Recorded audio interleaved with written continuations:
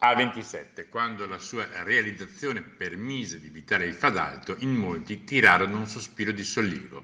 Oggi però proprio quel tratto, subito dopo Vittorio Veneto, tra gallerie e viadotti, è costantemente rallentato da cantieri. E adesso prenderemo informazioni, ecco, per capire di che entità e anche tempistiche, perché insomma sta A27 continua ad essere, ecco, sicuramente un'arteria molto importante, ecco, per il Bellunese, Cadore e tutta la nostra provincia, però ecco, con questi continui, ecco, lavori che sicuramente saranno da fare, però insomma credo che tutto ha un limite e capiremo un po' di più, insomma. Forse un pizzico più ottimista invece il sindaco dell'ultimo comune attraversato dalla A27 in provincia di Treviso, che si aspetta una chiusura dei cantieri entro la fine dell'anno. Da quanto sappiamo oggi, i lavori programmati continuano appunto come programmati e quindi non presumiamo ci debbano essere delle particolari difficoltà per il traffico di vacanzieri che